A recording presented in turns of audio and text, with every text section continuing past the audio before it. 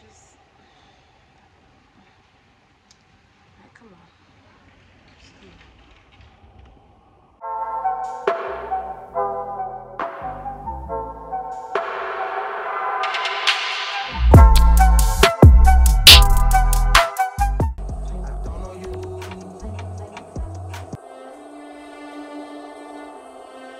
Since you think I don't love you, I just thought you were cute. That's why I kiss you.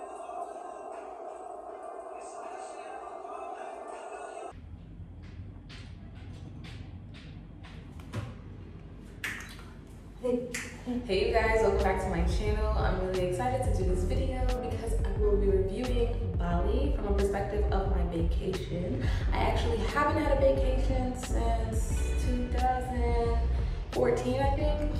And when I went with my ex at the time, we were kind of going through a lot, so it wasn't really a place for love. It wasn't really a place to enjoy ourselves the way that I know we could have, or should have rather. It was a beautiful location. I really enjoyed it, but I just knew that I wasn't really taking it in the way that I wanted to.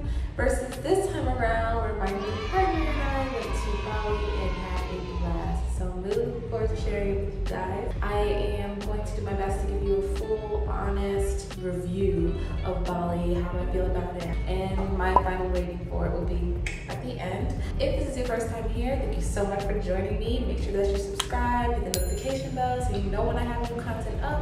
And if you're back, I appreciate you. You're a real one. Please make sure you like the video, leave a comment below, let me know that you're back, let me know what you like, let me know what you want to see more of, and yeah. Let's get into it. So I'm actually filming this in my bathroom because the lighting is really bomb. So yeah, you're gonna hear a bit of an echo, but you know what? Deal with it for now because I can't do much better than this at the moment. Which is probably where I want to start with this Bali review. There's definitely some inconveniences when you visit Bali. So I'll have my pros list, I have my cons list, and I'm gonna start with the cons because I feel like as a traveler, especially as a solo traveler, people tend to sell me the dream when they go places. They give me the best pictures, they give me the best moments, they tell me all the great things that happen, but they don't warn me of things that I feel like I need to know, especially as a woman and as a black woman. Like, I need to know certain things before I decide to go pack up my bags and go there to stay for a while. I was shocked, honey. I was in tears almost. And it has a white refrigerator. I work remotely 100%, and so I get to pretty much take my work wherever the hell I want to go. So it's very important for me to have certain conveniences. I know there are third world problems, but I'm going to be the person to tell you what you need to know before you decide to go someplace like Bali. Again, disclaimer, I know that there's going to be noises in the background, there's motorbikes, there's a lot of traffic. And I have this echo for the bathroom, but I'm gonna try my best to make this video the best video I can for you guys because this is really important that I did it. I wanna make sure that you guys are getting a really honest review before I decide to vacate Bali and go someplace else. And I'm just really excited to show you guys a bit of my vacation. I'll share that somewhere in the midst of all this, but let's get into this cons list. All right, so the first thing I will say that's a bit off-putting. You're gonna notice bare feet everywhere you go. Sometimes on the sidewalks, and I don't mean from locals, I actually mean from tourists. And if you're someone like me who easily gets turned off by things, it's gonna push you off right away. My issue with this is, I'll see bare feet on the bare ground, outside, where dogs are, where people are spitting, where there's just general dirt. But then those bare feet will then enter a restaurant and place their feet on chairs, on tables, just on surfaces that are for public use, and you can expect that for sure. Bali is a place where a lot of the restaurants, cafes are just open layout, open for people to just be really cozy, comfortable while they're eating and drinking, and I love that. It's actually a pro of mine. But the con is definitely the fact that you're going to experience seeing tourists who kind of take advantage of that openness and act like how they would in their own home in public spaces. 2, Wi-Fi. It's really hard to find Wi-Fi in Bali that's strong and consistent. It's just really difficult to find Wi-Fi that's gonna be strong enough for you to stream videos all the time or download things. My recommendation is to have your own Wi-Fi. I have a hotspot on my phone, and I also have portable Wi-Fi available so that I can take it with me, which I recently invested in because when I'm doing video production, I need to be able to stream videos, download videos, and not take 4 or 6 hours for it. 3, paying more than what something is actually worth. This is something that's like a huge pet peeve of mine, and I've learned to just accept it because in Southeast Asia, it's kind of the trend, but in Bali, it's definitely the trend. Things like Grab, which is pretty much like a makeshift Uber, or Gojek, which is like a makeshift Lyft. You will see the quote of how much a ride should be, but when you are on the street and you see a taxi, for example, chances are they're gonna quote you more than that, if not double, if not triple. Now, as a tourist, that might not be a big deal for you. You might think, oh, what's $20 when it's a 30-minute ride? However, if you're like me and you stay in places for extended periods of time, that shit adds up. Something that I advise is to estimate how much your ride should cost by using the Grab app, and then kind of speaking with the taxi cab driver and negotiating that price, letting them know like, hey, this is how much it should be. Then you can at least say, okay, that's not a bad deal. I'm paying an extra $1 and it's really no big deal versus paying an extra $10 when that's obviously going to run your pockets dry after 4 or 5 rides. Grab and Gojek are actually illegal here now, but they're still available. You can still try and catch one. If you're not someone who's like me and willing to hop on a motorbike and take myself where I gotta go, then I definitely recommend that you just have better estimates of how much you're gonna be paying to get to where you have to go so that you can afford to go more places instead of just spending all of your money on transport. So keep that in mind.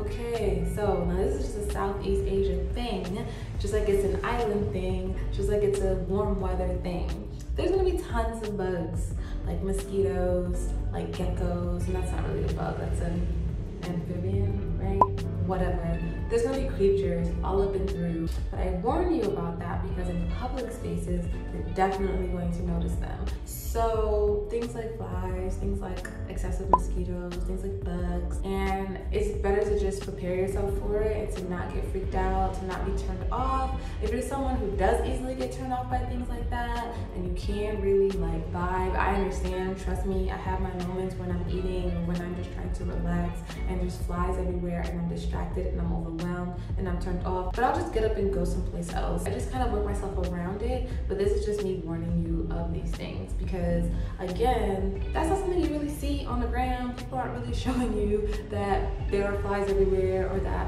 they're getting tore up by mosquitoes. They're kind of just letting you know all the good stuff. So I'm gonna let you in on that too. Now this may be a personal pet peeve, but I feel like it's worth talking about anyway. I just think that when you're visiting any space, anyone's country, city, home, you should respect it and you should respect their rules. Please don't be that tourist who comes into these public establishments and say, give me the Wi-Fi, or just speak to them in a way that isn't otherwise respectful. Indonesians are quite respectful, especially when it comes to tourists, and they'll do a lot to serve you. Don't take advantage of that. I'll see so many tourists just be very rude, very obnoxious, basically asserting their power that they have. So just be that person, be that tourist, be that visitor where they can count on you being polite and count on you treating them with respect. Please. And that's really the cons for me. I don't have too many others. I'm ready to get to the pros because there's hella pros. 1, you should definitely expect to get a really bomb massage and for a really great price. A full body massage in the US can run you anywhere between $100 to $120 for an hour. Versus here where you can pay $40 and have like a whole spa day at a beautiful location. Something that's really popular here are flower baths. My bae got me one and it was so good. It was so relaxing. I can see why people just like stand them. It definitely looks great on your feed, but when I say that the actual experience is a lush, gorgeous, beautiful experience, and they get every nook and cranny of your body, they just really make you feel relaxed and calm and like cared for, and that's why I enjoy them so much. Another thing that's probably more touristy, but I genuinely enjoy it and highly recommend it, is visiting the sites that involve being out in nature, whether it's a rice paddy, whether it's the Bali swing, whether it's just the open fields where you can really take in the scene of Bali. Every time that I come here, whether it's in Ubud, whether it's in Canggu, any place in Bali, I need to be someplace outdoors where I can really just take in my surroundings, because I think it's just such a tropical, beautiful environment. I really think that it's something that's at the bottom of a lot of people's list, unless they're thinking about photographs, but I'm talking about genuine experiences, something you should definitely look forward to if you're deciding to come to Bali. Another great thing, my favorite thing, my ultimate favorite thing is the food. The food in Bali is so freaking good, especially for vegetarians and vegans. It's just such a variety of things to choose from, and the price is the same price you'll find for regular meat and all that type of stuff. Coming from America, you know you can go to a really bomb vegetarian spot or a really bomb vegan spot, but you're gonna pay a lot more. I'm a huge foodie, and so is my bae. Anytime we're together, that's like the top of our list. We need to look for all the restaurants that have the best reviews, or all the restaurants that have like the most impeccable menus. Even those small little like corner johns, like we find those too. We get familiar with the chefs. It's just, when it comes to Bali and eating, I don't think I necessarily gain more weight, but I definitely gain more hunger. I try a lot of different things that I'm not necessarily used to eating and trying, because I trust their cuisine so much. I could just go on and on, but I'm telling you, the food is bomb. Look forward to that. Don't go looking for McDonald's. Don't go looking for like anything that you're used to, honestly. Go on Google Maps, type in restaurants, and just sort them. Sort them by stars, ratings, sort them by distance. Just like have an organized list to go through and just check them off.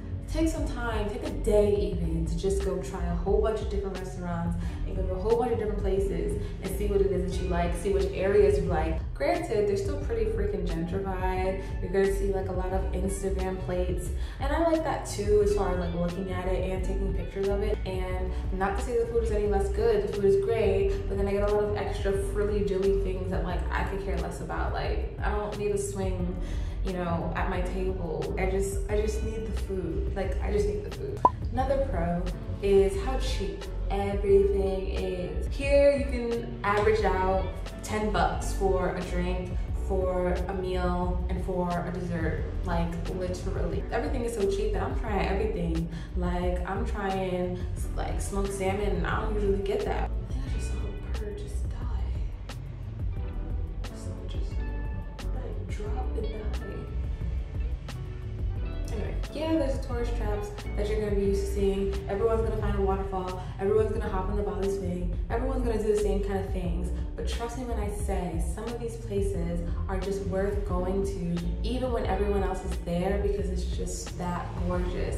Like, you know, I'm just gonna show you.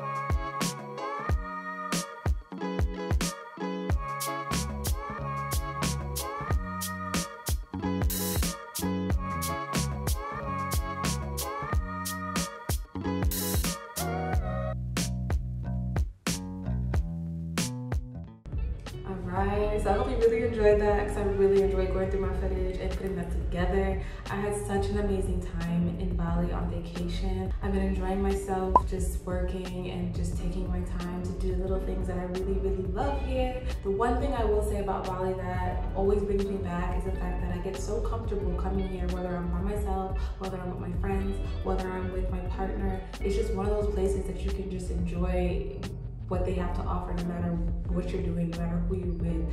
What would I rate Bali 1 to 10?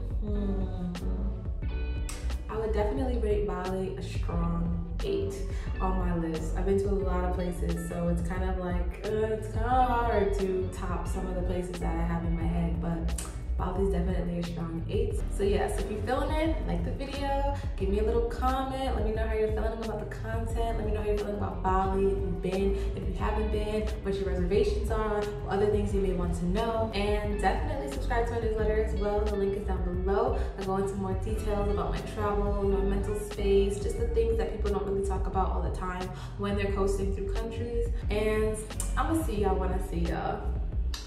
Bye. Big old big booty, big old cute.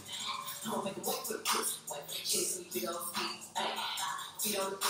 I fuck him up in the head. So he can look in his eyes. And the next day I'm out in my red.